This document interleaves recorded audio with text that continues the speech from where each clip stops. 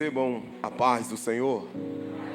Quem está feliz com Cristo, diga glória a Deus. Deus seja louvado. Que festa maravilhosa. A presença de Deus é notória, é visível, é palpável.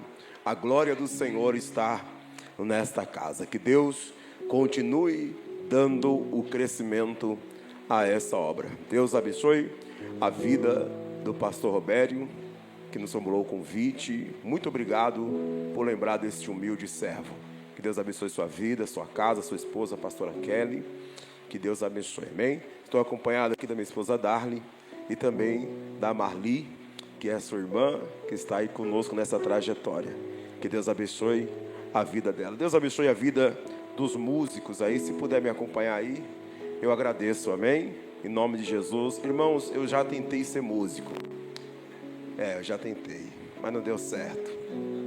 Eu já tentei tocar teclado, entrei numa escola de música, fiz partitura, só que o negócio não ia. E o Senhor disse: meu filho, esse não é o seu chamado. Aí eu disse: Senhor, eu fico maravilhado quando eu vejo o pastor que prega e no final canta. Senhor, acho que eu vou fazer isso, eu vou pregar e no final eu vou cantar. Aí preguei e no final cantei. Aí os irmãos da igreja chegou em mim e disse: pastor, ajuda nós. Só prega, pastor, só prega. Eu falei: Senhor. Então cada um fique na vocação que foi chamado. Amém? Meus irmãos, o pastor me deu um tempo hábil aqui, mas eu serei sucinto em palavras, mas serei fiel àquilo que Deus colocou ao meu coração. Quem me ouve, diga glória a Deus. Aproveitando o ensejo que todos já estão de pé, abra sua Bíblia comigo, por gentileza, na Epístola de Paulo aos Romanos, capítulo de número 5. Epístola de Paulo aos Romanos, capítulo de número 5, versículo de número 8. O tema está em Romanos capítulo 8, versículo 38, 39, mas eu quero usar aqui o versículo, capítulo 5, e o versículo de número 8, por base nesta noite, amém? Quem achou, diga glória a Deus. Romanos capítulo 5, e o versículo é o de número 8.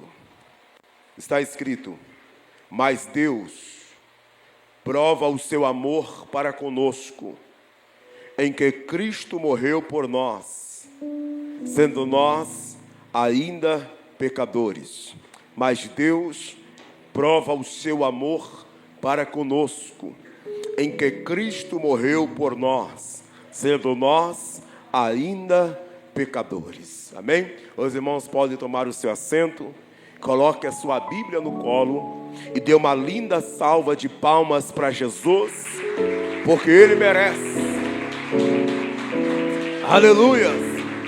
Ao Senhor toda a honra, ao Senhor toda a glória. Se eu fosse dar um tema para esta mensagem, o tema que eu daria para esta mensagem, para este congresso, eu daria inseparáveis. O tema que eu quero dar para esta mensagem é inseparáveis.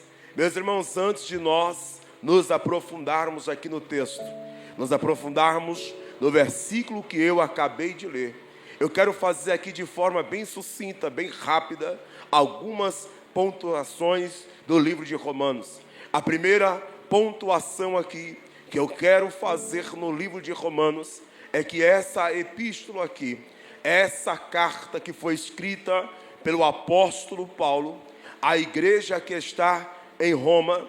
O apóstolo Paulo, ele não estava na cidade de Roma. Paulo, ele estava na cidade de Corinto, quando ele escreveu essa carta.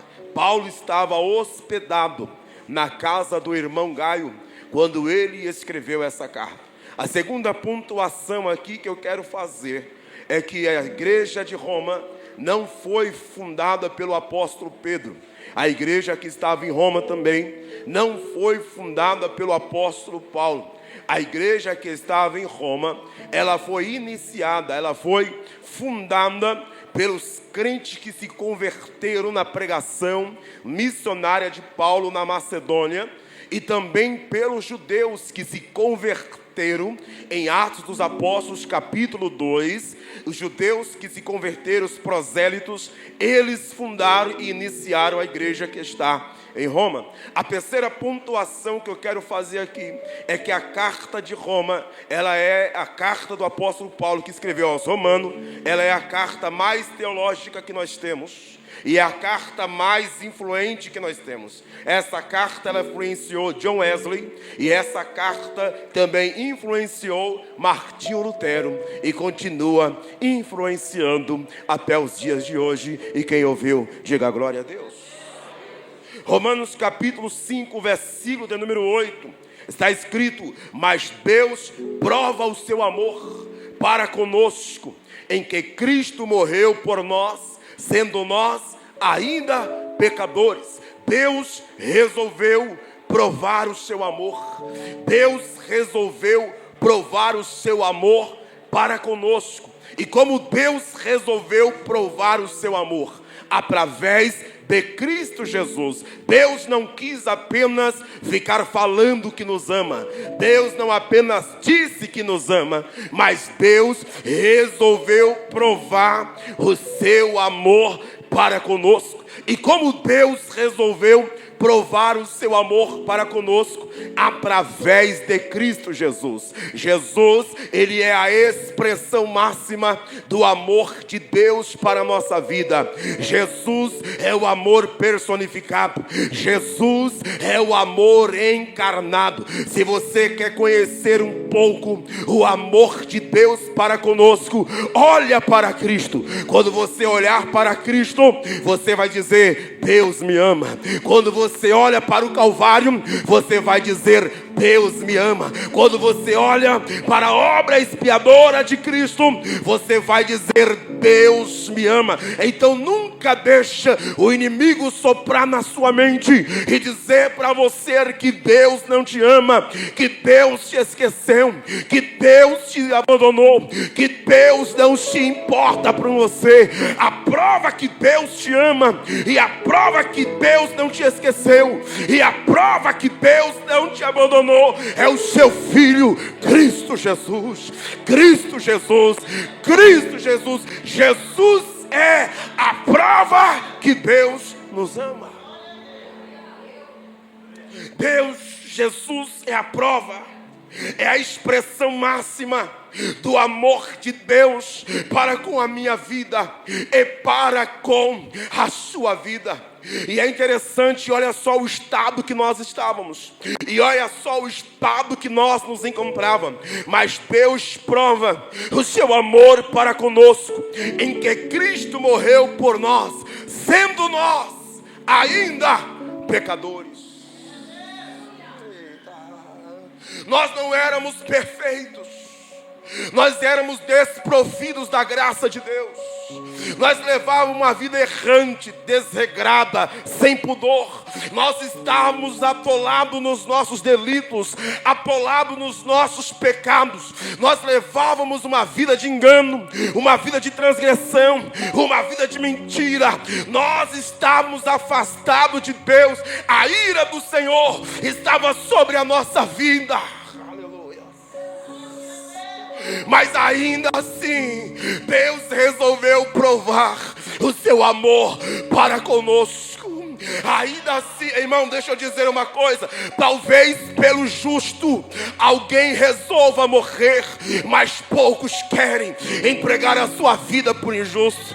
Alguém olha para você e diz: esse aí não quer saber de nada, já lavei as minhas mãos, não vou mais orar por ele, não vou mais pagar o preço por ele. Esse aí não quer saber de Deus. E nós largamos de mão. Mas Deus olhou para mim e para você, mesmo eu e você virando as costas para Deus, não querendo saber de Deus, não se importando com as coisas de Deus. Deus olhou e disse: é pecador, mas vou enviar o meu filho. Não, vou falar de novo. Mas vou enviar o meu filho para morrer por ele. Para morrer por ele. Ele é pecador, mas o meu filho vai morrer por ele. Ele não é digno, mas o meu filho vai morrer por ele. Ele não merece, mas eu vou entregar o meu único filho para morrer por ele. sabe o que eu gosto do apóstolo Paulo? Sabe o que eu gosto do apóstolo Paulo? É que ele entendeu isso. O apóstolo Paulo entendeu isso. 1 Timóteo, capítulo 1, versículo de número 15. Paulo vai dizer que Jesus, ele veio para salvar os pecadores. E aí ele diz, e eu sou o principal. Não, ele veio salvar os pecadores. E desses pecadores que Cristo veio salvar, eu sou o principal dos pecadores. Agora a pergunta que não quer calar é essa: você é um dos pecadores que Cristo veio salvar? Eu sou o primeiro pecador que Cristo salvou. Eu sou o primeiro pecador que Cristo resgatou. Eu sou o primeiro pecador que Cristo libertou. Cadê o segundo aí? Deixa eu ver. Cadê aqueles que foram resgatados por Ele? Só tem igreja restaurando vida, porque Jesus salvou, porque Jesus resgatou. Sabe por que você estamos aqui? Não é porque somos bons, não é porque somos perfeitos, não. É porque eu e você somos os pecadores que Cristo resgatou. Cadê os pecadores aqui? Então dá um papo de glória, vai. Enche essa casa de glória. Vai, pecador, apara. E isso aqui é tremendo, por quê? Porque os fariseus não conseguem entender isso. Os fariseus religiosos, eles não conseguem entender isso. Não entra na mente deles. Eles não conseguem entender esse princípio, esse conceito. É por isso que em Lucas capítulo 18, versículo de número 9 em diante, Jesus vai nos ensinar para nós uma parábola. A parábola do fariseu e a parábola do publicano. Jesus vai dizer bem assim: 2 homens subiu ao templo para orar. Um deles era fariseu e o outro era publicano. Aí Jesus vai dizer bem assim: um publicano que se sentia indigno de olhar para o céu, de cabeça baixa. O publicano batia no peito e exclamava: pecador, misericórdia Deus, pecador, misericórdia Deus, pecador. Aí a Bíblia vai dizer que o fariseu viu a oração do publicano e o fariseu começou a dizer: eu não sou como esse publicano, eu jejuo 2 vezes por semana, eu dou o meu dízimo de tudo. Aí Jesus perguntou assim: quais os 2 que foram justificados? O publicano. Por quê? Porque aquele que alto se exalta será humilhado, mas aquele que alto se humilha será exaltado. Oh, glória a Deus. Nesta noite eu não estou pregando para fariseu, eu estou pregando para publicano, que chegou aqui dizendo: ó Deus, pobre e miserável homem que sou, quem é que vai me livrar do corpo dessa condenação? Pois o bem que eu gostaria de fazer eu não faço, mas o mal que eu não gostaria de fazer eu me pego fazendo. Ó Deus, tem misericórdia de mim. Ó Deus, quem vai me tirar? Aí a Bíblia vai dizer que Jesus chega para dizer assim: o meu sangue te purifica de todo o pecado. Eu vou falar de novo: o meu sangue te purifica de todo o pecado. Ainda que ele seja vermelho como a escarlata, vai se tornar branco como a lã branca. O Senhor está jogando por terra aqui todo espírito de acusação, tudo aquilo que vem se levantando contra a nossa vida. Eu gosto de Martinho Lutero, porque na sua biografia, Martinho Lutero era um homem que orava e jejuava todos os dias. E ele não saía de casa sem antes tirar 4 horas de jejum, sem antes tirar 4 horas de oração. Um dia ele está no seu quarto de oração e ele está lá orando, ele está jejuando, ele está clamando. Quando ele está orando, o inimigo se apresenta, se materializa e vai na parede do seu quarto e começa a escrever para ele todas as suas falhas, começa a escrever para ele todos os seus pecados, começa a escrever na parede todas as suas transgressões. Quando Martinho Lutero ele olha para a parede, ele diz-me assim: tudo isso aí, Satanás, que você escreveu é verdade. Esse pecado eu cometi, esse erro eu cometi, essa transgressão eu cometi, mas você esqueceu de colocar uma coisa no pé. O que? O sangue de Jesus me purifica de todo pecado. Eu vou falar de novo: o sangue de Jesus me purifica de todo pecado. Eu vou falar outra vez: o sangue de Jesus me purifica de todo pecado. E Hebreus vai dizer-me assim, que pelo sangue de Cristo nós temos a ousadia de entrarmos no santuário do Altíssimo. Então tem uma palavra para você nesta noite: não deixa nada impedir o teu glória, não deixa nada impedir a tua adoração, não deixa nada impedir você de adorar. Deus morreu na cruz, Jesus entregou a vida por você. Há um novo caminho diante dos teus olhos, e esse caminho é de sangue, e pelo sangue de Jesus nós temos a ousadia para adorar, para adorar. Só quem veio adorar, levanta a tua mão lá no quarto andar e dá a maior glória que você puder. Adora Ele nessa noite, vai, adora Ele, adora Ele.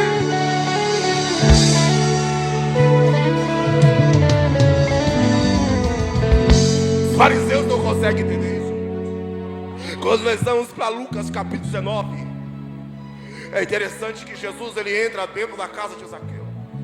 E quando Jesus Cristo ele entra dentro da casa de Zaqueu, alguém olha para Jesus, alguém olha para os discípulos de Jesus e diz bem assim para eles: o seu mestre se assenta com pecadores. Não, você não está nesse culto, eu vou falar de novo. O seu mestre se assenta com pecadores. Ainda bem que o nosso mestre se assenta com pecadores. Oh, glória a Deus. Nós só estamos aqui porque o nosso mestre se assenta com pecadores. Os fariseus estavam do lado de fora murmurando: o seu mestre se assenta com pecadores. Mas eu preciso dizer uma coisa: ele não se assenta com o pecador para pecar com ele, ele se assenta com o pecador para salvar o pecador. Vou falar de novo: ele não se assenta com pecadores para pecar com ele, ele se assenta com o pecador para salvar o pecador. Eita glória! E ele diz dentro da casa de Zaqueu: hoje a salvação chega a esta casa. Hoje a salvação chega a esta casa. Eu vou liberar essa palavra só para quem trouxe glória a Deus. Não é amanhã, é hoje. Não é depois da manhã, é hoje. Não é daqui um mês, é hoje. Não é daqui um ano, é hoje. Eu profetizo o hoje de Deus na sua vida. O hoje de Deus na sua vida. A salvação chegou à sua casa. A salvação chegou à sua casa. Declara isso: eu e minha casa serviremos ao Senhor. Declara: eu e minha casa serviremos ao Senhor. Declara: eu e minha casa serviremos ao Senhor. Aí olha só que Lucas 19 vai dizer que quando Jesus disse para Zaqueu: Zaqueu, desce depressa, porque hoje me convém pousar em sua. Aí o texto diz assim: e Zaqueu recebeu Jesus com alegria. Isso aqui nos confronta. Por quê? Porque Zaqueu é pecador, mas está recebendo Jesus com alegria. Eu vou falar de novo: Zaqueu é pecador, mas é um pecador que quando abriu as portas da sua casa, recebeu Jesus. E eu preciso te confrontar aqui nesta noite: como você recebeu Jesus na sua casa. Eu vou falar de novo: como você recebeu Jesus na sua casa. A tua adoração aqui revela como você recebeu Ele lá. O teu compromisso aqui revela como você recebeu Ele lá. A sua entrega aqui revela como você recebeu Ele. Isso aqui é maravilhoso. Isso aqui nos confronta. Os fariseus não entendem isso. Eu gosto de Malaquias. Malaquias capítulo 1, versículo de número 2. O Senhor diz assim: vós estão me perguntando, em quem eu vos amastes? Não é Esaú, irmão de Jacó? Aí o Senhor diz: porventura, porém eu não amei a Jacó. Eles estão perguntando: Senhor, quem nos amastes? Não é porventura Esaú, irmão de Jacó? E o Senhor disse: mas eu amei a Jacó. Isso aqui nos confronta, porque isso aqui não é comum. Porque o comum era Deus dizer que amou Esaú. Esaú era homem do campo. Esaú era homem de caça. Esaú era amado por Isaac. Jacó era moço simples. Jacó era amado por Rebeca. Jacó tinha um caráter duvidoso. Jacó tinha um ânimo duplo. Jacó era suplantador. Jacó, ele era oportunista. Quando Esaú chegou do campo, morrendo de fome, Jacó está fazendo ali um guisado. Aí Esaú chega e diz: me dá um pouco dessa sopa de lentilha, me dá um pouco aí desse guisado, dessa sopa de carneiro. Aí o texto diz que Jacó vai dizer: me vende a sua primogenitura e eu te dou. Aí Esaú vai dizer bem assim para ele: eu estou morrendo de fome, o que me importa, o que me serve essa primogenitura? Aí Esaú vendeu. Depois que Esaú vendeu, Jacó lá na frente ainda vai roubar a bênção. Isaac quase cego, Jacó vai se disfarçar de Esaú e vai receber a bênção no lugar de Esaú. E isso aqui mexe conosco. Aí Deus está olhando e está dizendo: eu amei Jacó. Sabe o que Deus está dizendo? Olhando para Jacó, não havia nada nele que despertasse o meu amor por ele. Porque para você amar alguém, esse alguém tem que despertar o seu amor. Quando você olha para uma pessoa, você vai dizer: quando eu olhei para ela, eu amei. Por quê? Porque havia algo nela que despertou o meu amor por ela. Quando Deus está olhando para Jacó, Ele está dizendo: não havia nada de Jacó que despertasse o meu amor por ele. Mas eu resolvi amar Jacó. Oh, glórias. Deixa eu dar uma notícia para você. Aqui nesta noite não tem Esaú, aqui só tem Jacó. Falho, errante, perdido, mas Deus olhou e disse: mas eu resolvi amar. Ovelha negra da família, mas Deus resolveu amar. O problemático, mas Deus resolveu amar. Ninguém amou você, mas Deus amou.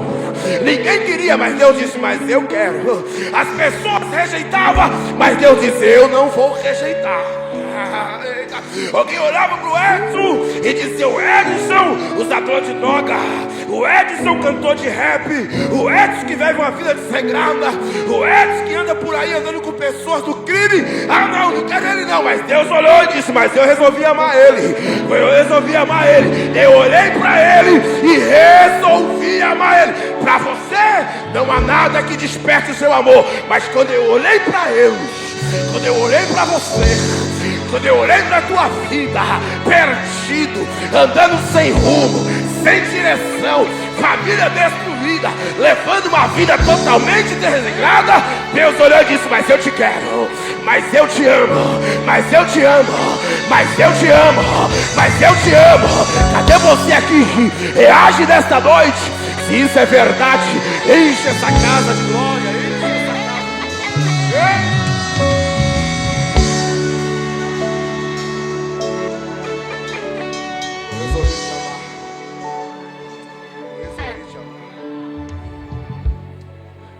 Isso é maravilhoso. Então nós temos motivos para dar glória. O amor de Deus é um amor sacrificial. O amor de Deus é um amor sacrificial. Filipenses capítulo 2, versículo 5 em diante, o texto vai dizer: e ele não teve por usurpação ser igual a Deus, mas antes esvaziou-se de si mesmo, tomou a forma de homem, fez semelhante aos servos, e foi obediente ao Pai até a morte, e morte de cruz. Deixa eu dizer algo para você aqui: seja obediente ao Pai, ainda que essa obediência te leve ao martírio. Seja obediente ao Pai. ainda que essa obediência te leve à cruz, seja obediente ao Pai. E porque ele foi obediente ao Pai, Deus resolveu honrar ele. E como que Deus honrou ele? O exaltando soberanamente, dando a ele o nome que está acima de todos os nomes, e no seu nome todo joelho se dobrará, no céu, na terra e debaixo dela, e toda língua confessará que Jesus Cristo é o Senhor. Que Jesus Cristo é o Senhor. Vou falar de novo. Que Jesus Cristo é o Senhor. Toda língua vai confessar. Todo joelho se dobrará no céu, na terra e debaixo dela. Toda língua vai confessar: Jesus Cristo é o Senhor. E eu vou falar isso aqui bem devagarzinho. Eu vou falar isso aqui com todo respeito e com todo carinho, mas eu preciso falar essa verdade para você. O Brasil não tem papa, o Brasil não tem padroeira, o Brasil tem Senhor. Eu vou falar de novo. O Brasil tem Senhor.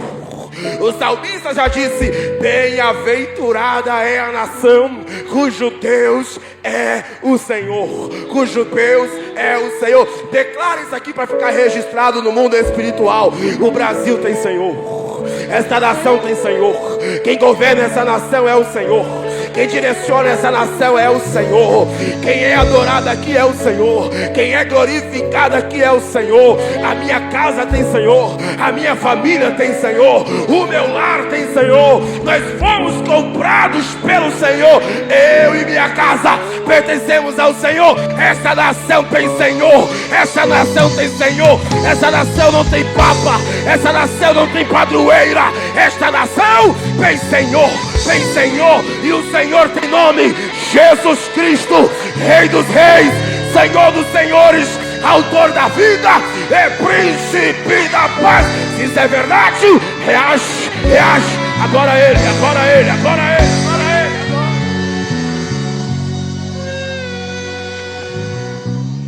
O amor dele é sacrificial. E para nós já começar a encerrar, Mateus capítulo 27, versículo de número 46. Eu estou te dando só algumas ferramentas aqui, só algumas informações, para você nunca deixar nada te separar do amor dele. Por isso que o tema é inseparáveis. Mateus 27, 46. Jesus está na cruz. É os seus últimos momentos na cruz. É as suas últimas palavras na cruz. Jesus está olhando aos pés da cruz. E quando ele olha aos pés da cruz, Jesus não vê os seus discípulos. Jesus não está vendo aquela multidão que ele curou, que ele libertou, que vinha ouvir as suas palavras. Jesus não está vendo. Ao pouco mais para frente está ali a sua mãe. E o único que está ali é João. Jesus está olhando aos pés da cruz, está o carrasco. O carrasco que tem a incumbência de dirigir aquela execução, coordenar aquela execução. Ele está nos pés da cruz. Aí Jesus vai dar um brado. E o brado que Jesus vai dar não é em grego. O brado que Jesus vai dar não é em hebraico. O brado que Jesus vai dar é em aramaico. Elohi, Elohi, lama sabachthani. Deus meu, por que me desamparaste? Naquele momento, Jesus ele olha para o céu e ele sente a ausência do Pai. Jesus está olhando para o céu e está sentindo o abandono do Pai, porque ele se fez pecador por nós. E é normal Jesus olhar para os discípulos e perceber que os discípulos largou ele, que os discípulos abandonaram ele, que a multidão abandonaram ele. Mas quando ele olha para o céu, ele faz uma pergunta: Elohi, Elohi, lama sabachthani. Deus meu, por que me desamparaste? Jesus vai experimentar na cruz a dor do abandono. Agora me pergunta por quê? Na Eu só vou falar se você dizer. Me pergunta por quê?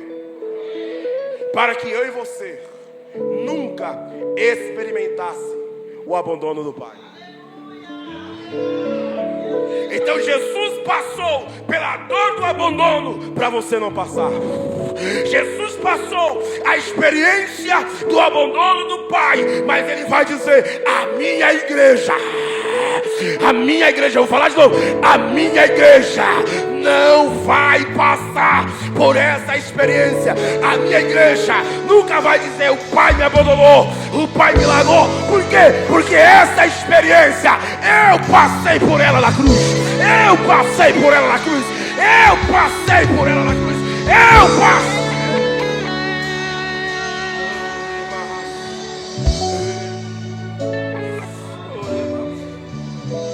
É por isso que Paulo vai entender que o amor de Cristo, ele transcende, ele é transcendental.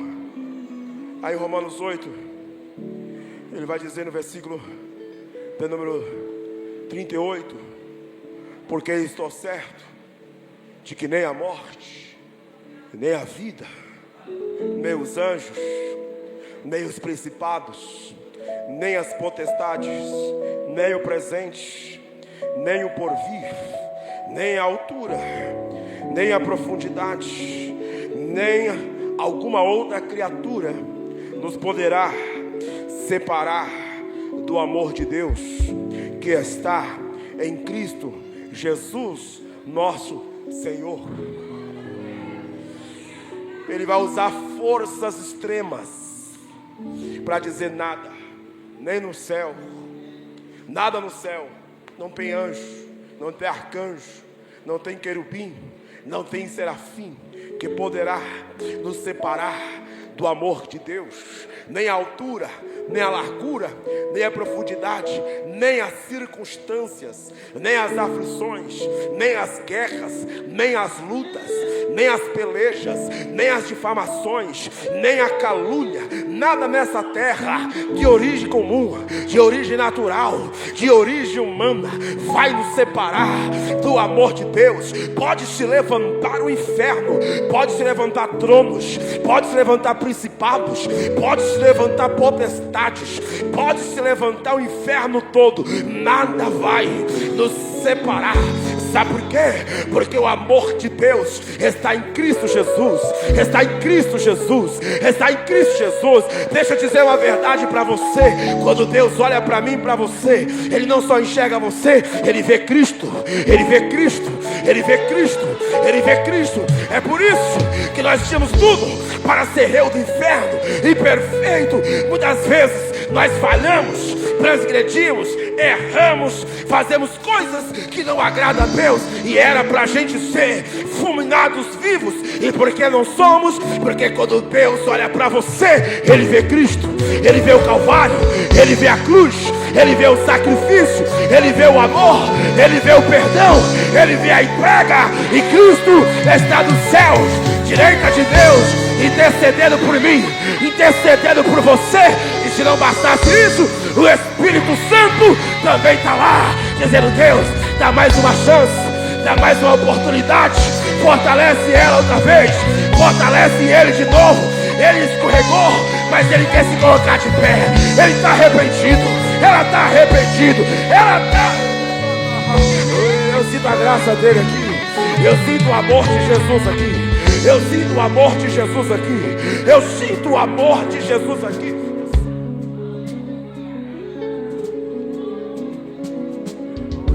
Você pode contemplar aí ou não? Você pode contemplar aí ou não? Nada, nada. Eu gosto de uma frase, e Paulo diz lá em Filipenses. Encerro minha participação agora. Capítulo 4. Versículo 11, versículo 12 e versículo 13. A igreja de Filipos, a igreja dos filipenses, era a igreja que mais socorria Paulo. Era a igreja que mais ajudava na obra missionária.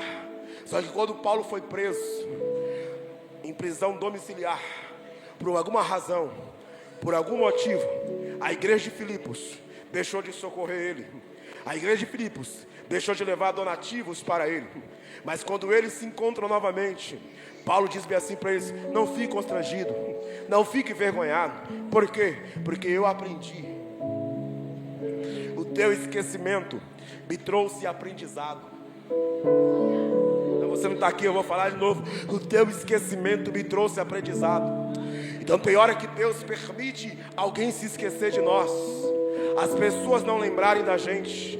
E não é para Deus nos matar, não é para você ficar, ninguém me lembra mais de mim, ninguém me ama, todo mundo me esqueceu. Não, é Deus dizendo: esse esquecimento vai lhe trazer aprendizado. Esse esquecimento vai lhe dar estrutura. Esse esquecimento vai te deixar mais forte. Esse esquecimento vai te firmar, vai te alicerçar. Aí ele diz: eu aprendi o quê? Eu aprendi a me conter com o que eu tenho. Eu aprendi a viver na bonança como passar necessidade.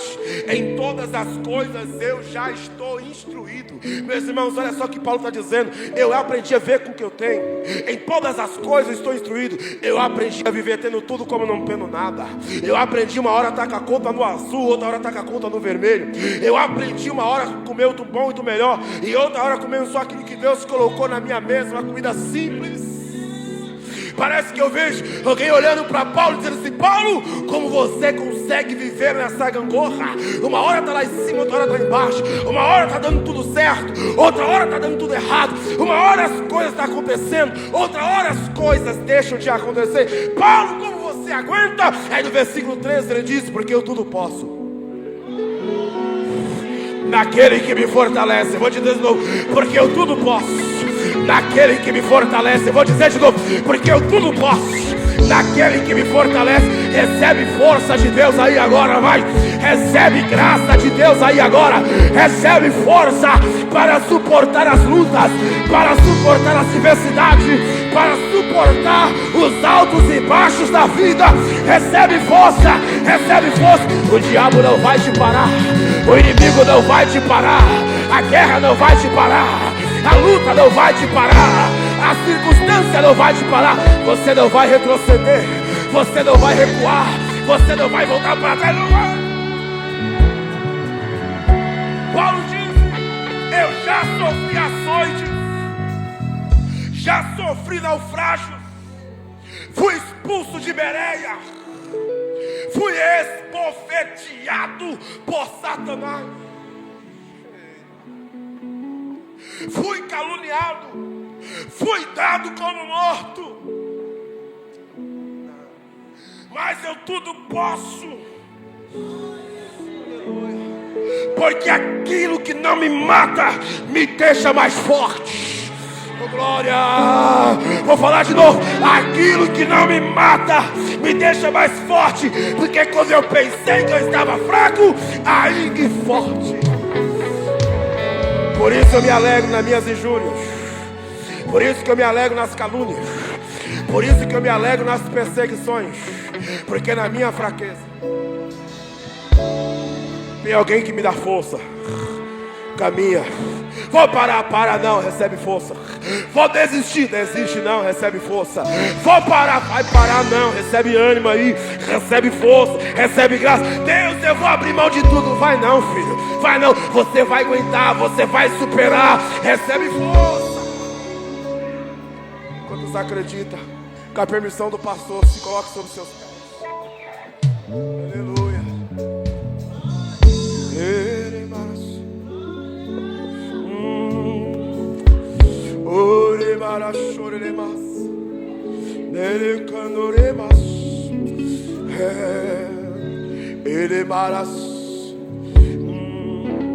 Adore a Ele por um minuto agora. Se você é batizado em línguas, é batizado no Espírito, fala em línguas agora. Isso. Porque quem fala em línguas não fala aos homens. É mistério, fala com Deus. Fala em mistério com Ele aí. Porque enquanto você vai adorando, Ele vai te renovando. Ele vai te renovando. Ele vai te renovando. O inimigo pensou que você não ia adorar, mas olha você aqui adorando. O inimigo pensou que esse seria o seu último ano. Vai não, você vai continuar. Você vai prosseguir. O inimigo falou: vai ser o teu último congresso, vai ser a tua última festa, vai ser o teu último dia nessa casa. Vai não, vai não, vai não.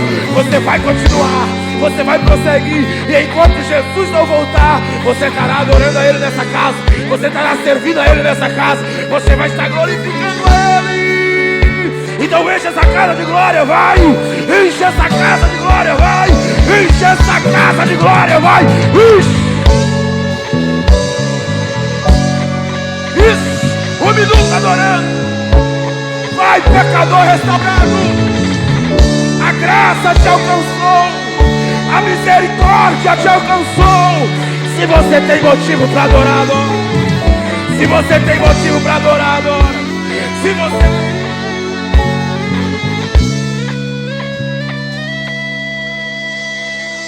nesse clima de adoração, eu não posso entregar a minha oportunidade sem fazer um apelo para você. Você que está em nosso meio, que ouviu essa palavra e o Espírito Santo tocou no seu coração, ele ardeu no seu coração. Enquanto eu pregava, o Espírito Santo te convenceu do pecado, da justiça e do juízo. E se você está aqui hoje, isso é a prova que hoje é o seu dia. Você poderia estar em qualquer outro lugar, mas se você está aqui, é porque o Espírito Santo te convenceu. Pastor, eu vim hoje porque me convidaram. Você só aceitou o convite porque o Espírito Santo te convenceu. E eu quero te fazer o maior convite da sua vida, o melhor convite. Tem alguém para Jesus. Sei que nunca confessou a Cristo como seu Senhor e queira vir aqui na frente. Se você conhece alguém, com muito carinho, chega até ela e diz: quer que eu vou lá com você? Porque às vezes a pessoa quer vir, mas ela se sente acanhada, envergonhada. Mas se você falar para ela: se você quiser eu te acompanho, eu vou com você lá. Pergunta para essa pessoa se você conhece: quer que eu vou lá com você? Cadê a primeira vida? Pastor, mas eu sou tão falho, eu sou tão errante, eu sou tão pecador. Todos nós somos. Todos nós somos. Mas é a partir do momento que você entrega a sua vida para Jesus, confessando Ele como seu único e suficiente Salvador, que o Espírito Santo começa a te ajudar nas suas fraquezas. Quando entreguei a minha vida para Jesus, eu ainda fumava. Saía do culto, já pegava o cigarro, 3 meses fumando ainda. Ia para o culto e fumava, saía e fumava, saía e fumava. Até que chegou o dia que o Espírito Santo falou assim: hoje eu vou te libertar. Então dê um passo de fé, não importa suas falhas, nossos erros. Ele só quer que você dê um passo de fé. Cadê a primeira vida para Jesus? Cadê você que por alguma razão ou outra se afastou do Evangelho, mas hoje você quer retornar? Se tem um tempo que nós temos que estar aos pés da cruz, o tempo é esse. O tempo é hoje. Jesus está às portas. Os dias são maus na terra. Aleluia. Cadê a primeira vida? Tem mais? Tem? Pastor, eu preciso ir na frente confessar. Jesus precisa. A sua confissão não pode ser oculta. A sua confissão tem que ser pública. Porque quando você confessa Ele em público, Ele te confessa perante o Pai e perante os anjos que estão no céu. Tem alguma alma para Jesus? Tem alguma alma? Se não tem, até a bênção apostólica, até essas portas se fecharem, as luzes se apagar, você pode procurar o pastor e ele vai orar por você. Aplauda Jesus bem forte.